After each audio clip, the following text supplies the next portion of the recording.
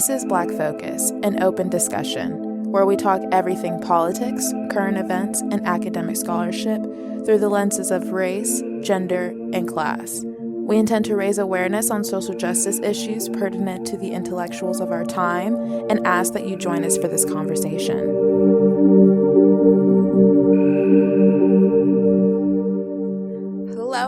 Hello, and welcome back. This is Kenya speaking, okay? We're back. We are back, and we are better than ever. Welcome to season 2 of an open discussion where we will plumb the depths of culture through an intersectional lens and interrogate and discuss the complex ways in which we deal with, tolerate, and accept anti-blackness and white supremacy. Get into it, guys. We are here, and we are about to make it happen, okay? Like, this is gonna be some juicy conversation this season, like, tune in. Alrighty. All right. So how this season is going to go, it's going to be a little bit different from last season. So within season 2, both me and she will be hosting conversations, but we're going to be hosting them separately. So we're going to have our own like mini seasons, like within a season, you know, it's going to be really juicy. We're going to focus on topics that we want to talk about. Just get ready for it, but be also ready for 2 podcasts a week. She's will be towards the beginning of the week and mine will be towards the end. And She's season will be breaking down the LGBTQIA acronym through the perspective of a non-binary person. She's going to be talking about language, about normalization, what conversations we should be having, and what things you should really be interrogating and self-reflecting on. So tune into She's season. It's definitely juicy. What I've heard so far is absolutely fabulous, and I love my friend, honestly. My season will be about initiating the mental and cultural shift away from oppressive practices in a world where everything is political, and we must all do our part and the work necessary to unlearn our conditioning. Let's get into it, okay? And today on episode 2 of This is Black Focus, an open discussion, we will be talking about how just about everything is political and how we have to do the work to unlearn conditioning and create space for imagination building. So let's get into this conversation. I know you're probably automatically thinking of like a few questions. What exactly like are you talking about in terms of unlearning? Everyone keeps saying this term, but like what exactly like are y'all trying to say here? You know, what type of conditioning are you talking about exactly? Like, can we identify some of those things?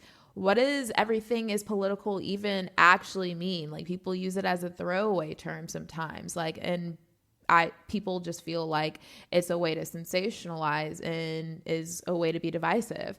And I'm going to tell you right now that you're wrong. But we'll get back to why you're wrong. First, we're going to get into a little bit of definitions, and then we're going to revisit some of those circumstances that are required for unlearning if we're trying to get to a better society where we want everyone to have equal access to opportunity and resources.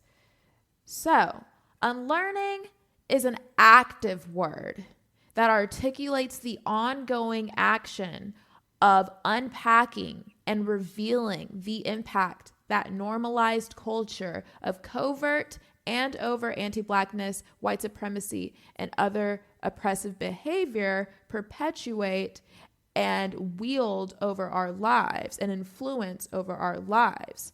So unlearning requires passiveness. There's a key of passiveness. And that key of passiveness within unlearning requires decentering yourself in order to undo, unpack, and reveal the truth from the conditioning that you have succumbed to, right? So to understand this sort of passiveness and decentering, you have to be able to place others who have been oppressed and whose voices have not been recognized, and they have not been afforded the same opportunities, the same access, the same representation. You have to allow them to have conversation outside of your opinion. And you know what? Scratch that, because wording is important. You are not allowing them. It is not something that they need to ask your permission for. You need to accept that this is something that you don't need, that they don't need your permission for. They don't need your permission to have these conversations without you about how they're going to navigate within their own community and how they're going to band together to send through their own experiences and lift up their own people. That's a really important part that you have to understand to unlearning, and to understand that the opportunities, the access and resources have always been policed in this world, right? There was a time where there wasn't, of course, but with neocolonialism and honestly imperialism from the scramble to Africa and all of these different like grand explorations that like white conquistadors and like European colonizers felt the right that they had divine power and rule over new lands and territory that they found. Now, that's a whole nother conversation for why that is a whole thing, and the whole mechanism and concept behind ownership and mastership and paternalism and those sorts of things that we're not going to get into today. But all of that is a large part in why you have to decenter yourself, because of this mass colonization, this global colonization. These colonizers, these people who have infiltrated and intervened into these different communities that they are not from and taken over and decided that they are allowed to wield power or govern in any sort of way, have also seized these same areas for their resources so that they could police resources and police people's access to those resources, and specifically certain people's groups' access to those resources. So why is there such a disconnect between actions and intent? You know, like people are like, okay, like I want to unlearn. I want to do the work of getting into better understanding and getting into alignment with not harming people and not exploiting people, right? But like, how do I do that? Like I'm saying that I want to be a part of Black Lives Matter. I'm saying that I want to be a part of a social justice mission that is bigger than me and is connecting people all over the world to better resources so that they can better their environment and better their living standards. But how do I do that? Like, where are the metrics to get that done? How am I supposed to go about this sort of thing? And like, these are the sort of questions that like we need to be asking. Like, if we don't know, we need to normalize as a culture not knowing. Like, it's fine if you don't know. I would rather you not know and recognize that you don't know and you don't have the knowledge, the experience, or the understanding to make a calculated answer for whatever question or conversation is being had, so you don't feel comfortable like placing that judgment. That makes sense. You know what I'm saying? Do that instead of trying to talk on issues that you actually don't know anything about. But let's get back to unlearning, because I want to just unpack this a little bit more with you guys.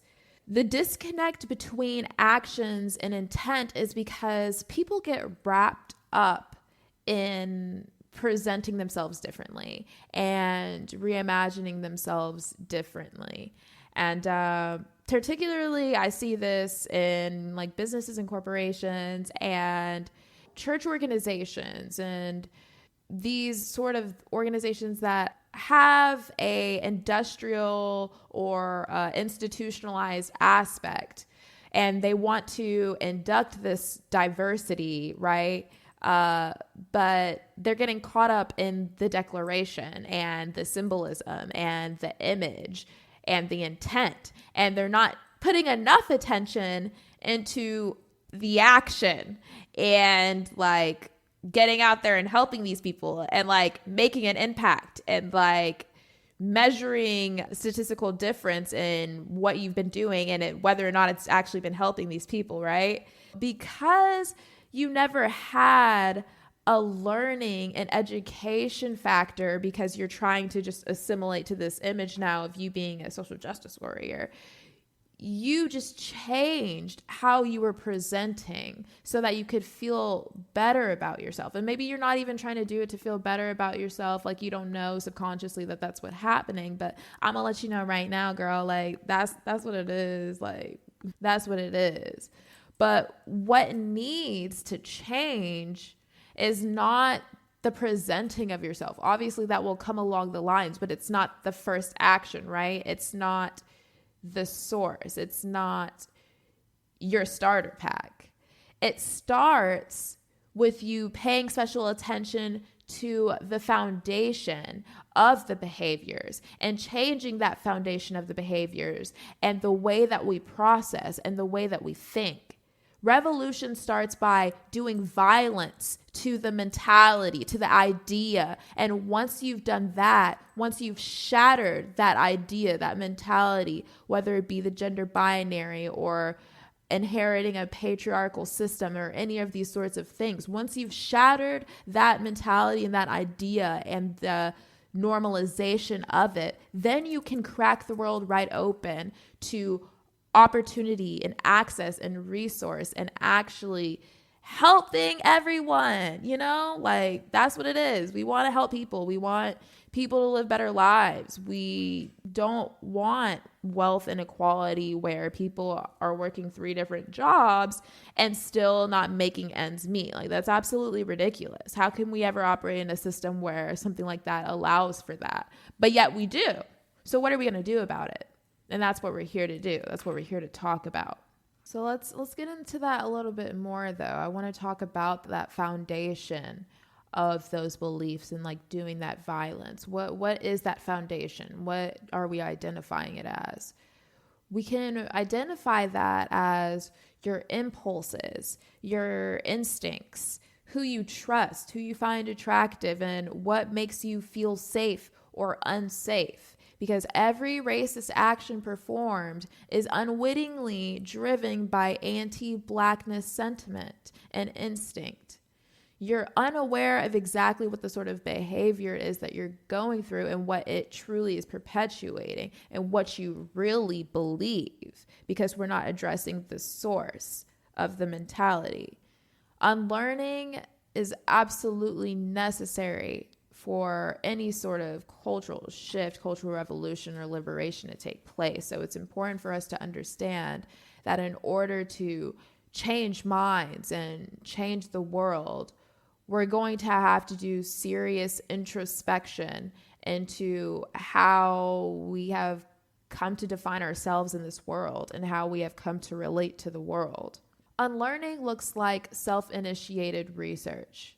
It looks like going on Google, and honestly, I would recommend Google Scholar and like looking at articles, looking at who cited an article and related articles, that sort of thing, but also Googling as well these topics that you are trying to get more educated about. And whether it's, you don't understand like the harms of the gender binary, or like you don't understand queer theory, or you don't understand like what anti-blackness means and how people are using that. Literally look up whatever term it is, whatever broad topic it's about, and like put syllabus behind it, put scholarly work, articles, go to Google Scholar and do that sort of thing so that you can start your own self-initiating research and look into what is going on, and sort of education and academia that has already being built, that has already been established, and then make a commitment to addressing and identifying these issues and attempting to rooting them out. Don't treat these topics as a special interest that you get to engage with whenever it's convenient for you, because that's not unlearning. That's not using that active form of the word. That's not being a true ally. It's not being a humanist.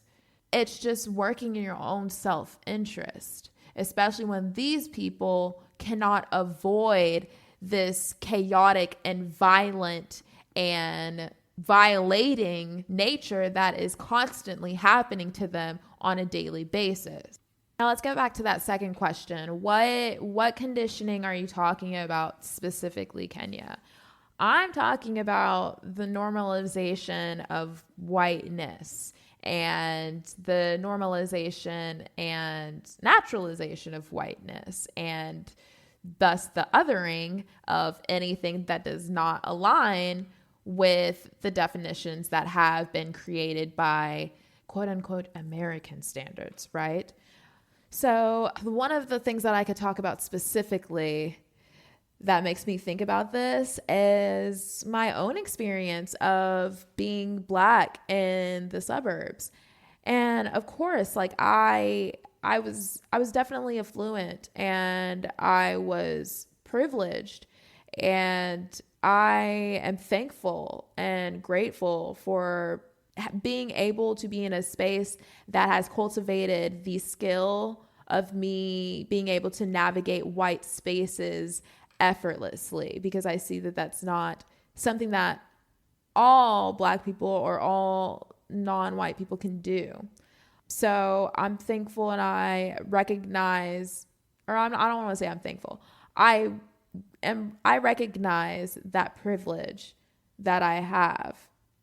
But being Black in suburbia is a whole nother thing, baby. Like, the whitewashing that occurred, like, even though I was moving around a little, I moved a few times in my childhood.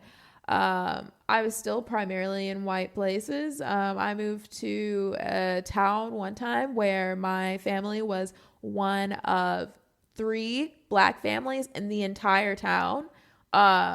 So yeah, it's that sort of thing. And then people wonder, like, you know, like, do Black people really count like all the other Black people in the room when they enter? Yes, we do. Every single time. I'm counting the BIPOC in the room. Like, I'm making sure, like, if there is possibly something that goes down, that I know off rip where my possible allies are. Hopefully, you know, all kinfolk and kinfolk, but you know, it'd be like that. But yeah, like, honestly, like, I look back at a lot of those experiences and realize, like, honestly, that I've shut out quite a lot of those experiences because I just didn't understand the magnitude of how traumatizing they were at the time, you know, like having to self-advocate at the age of like 11 or 12 so that like the white kids won't call like the Black kids the N-word, like, and basically trying to take a moral high ground and doing the emotional labor of having to some degree explain why that's a bad thing and why they shouldn't be allowed to say it, and why, yeah, just problematic stuff that happened at such a young age that, of course, I did not have the language for, but yet I was expected to be the spokesperson and advocate because I knew something was wrong. You know, it's those sorts of situations. And I specifically can think of one situation too where proximity to whiteness would have elevated my social status if I agreed to it and was agreeable to it. And of course, I had to realize I wasn't, because I'm not. Like, there's no proximity to whiteness for me. And to even try to fake that just for myself to feel good just felt inauthentic to myself. And yeah, I didn't have the language to unpack that at the time and to say all of this at 11 years old, but I knew something was wrong. And I knew there was a reason why I didn't like who I was. And I knew there was a reason why I felt like I had to be overly nice or overly agreeable in certain spaces, you know? It's because I'm Black. It's because I'm a Black woman, you know? Comes with certain social scripting that without dismantling, I will forever have to tug onto my back and wear on my back. And Christian culture plays a huge role into normalizing this sort of conditioning to be agreeable and to conform, and the psychology behind like positive connotation with different colorings and different contextual like art things, like white is light, bright, pure, black is doom, gloom, scary, like these sorts of things. And the Christian church has fed into this substantially. And I'm glad that a lot of churches now recognize that and are trying to take active programs to not just diversify their audiences, but try to actually like engage in social justice work to where they're actually helping BIPOC and not just saying we're sorry. But I feel like, too, a lot of them are in that phase of speaking it and not enough being about the action and really, like, getting in there and identifying, pointing out, sourcing, and rooting out the cause of what's going on. And, yeah, so they've got a pretty big role to play on it, especially with women's role in society and how they are submissive to their man. You're supposed to submit to your man and, be agreeable to him. And it's all of these mechanisms of predictability for a government to be allowed to not only predict, but dictate what is normalized in society through social gatherings and through religious doctrine, conformity, agreeability, niceness, submissiveness. Like, we no longer need to talk in these terms. Like, I feel like these terms, in my opinion, should be done away with. They're archaic.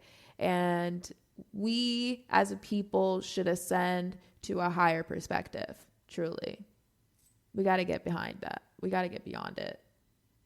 Conditioning, too, is policing kemptness and what is kempt and what is unkempt, and what hairstyles are appropriate, what hairstyles are professional. And it's why like there's like a whole bill out there that I think only at this point a certain amount of states have approved and have agreed to introducing this bill into their legislature of prohibiting the discrimination in the professional work environment when it comes to Black hair specifically. And I think it's definitely important, and I understand people's need for wanting government intervention into asserting these rights and these accesses. So I completely get it, but it's like, wow, man, like the fact that we would even have to do something like this and actually have legislation to determine people's livelihoods and how they navigate this world. The fact that we would even have to have bills to like something as intimate and relatively unattached to the government as hair, it really should just give great pause. It should give us all great pause into understanding how deeply political everything has been created to be because of imperialism, because of global colonization and neocolonization. And we've got to talk about it. Also see conditioning too in what's deemed as healthy in terms of healthy body weight, healthy shape, but also what are healthy foods considered, like what is clean eating? Like these sorts of things are all where conditioning is taking place. And where there's conditioning taking place, there is correctiveness taking place. This does harm, even if not being an outward and aggressive approach. And that just ties into why everything is political, you guys. But now I want to touch on the radical imagination. The radical imagination is the ability to imagine the world, life, and social institutions not as they are, but as they might be. It is an understanding that the world can be and should be changed to empower and liberate people around the world. It's not just about dreaming of better futures, but putting those in context of today and planning for the present and how we can create metrics to push us closer to this end goal that we so deserve. Simultaneously, though, it's also about drawing on our origins and the past and unpacking how the world came to be. It's about remembrance and honoring our ancestors by learning from their experiences and vowing to do better. It's about solidarity building through shared experiences and compassion making for your fellow human being. And that radical aspect is contextualized by the exploitation and harm done unto people that infringes on their rights to self-determination. It's the understanding that our ideas, our actions, and our perspective are informed and rooted in our understanding of how pervasive this oppression is. Starting the wheel and getting the wheels to turn for thinking with a radical imagination starts with embracing the unknown and understanding that because of our conditioning, that we may never fully grasp what it means to completely eradicate anti-blackness, white supremacy, and a hegemonic patriarchy. But we owe it to ourselves and our ancestors to try to find a way to make this happen and to think of what comes after. We owe it to ourselves to make ways to dismantle and imagine a society outside of what perils we live in currently.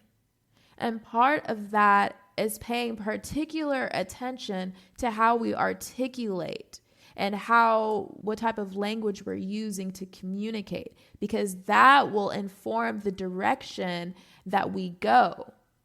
So tune into next week's topic where we will be talking about that articulation and about the importance of wording, of communication, and the sort of things that we're normalizing in our language. Tune into next week for the topic on the power of language. Thank you for joining This is Black Focus for another open discussion. We hope you enjoyed today's dialogue and encourage you to engage in the conversation by following our Instagram at This is Black Focus and our Twitter at We Are Black Focus. Here you will find updates for future podcast conversations and even be able to give input on what they are. For business inquiries, feel free to email us at blackfocuscollective@gmail.com and tune in every week for a new episode.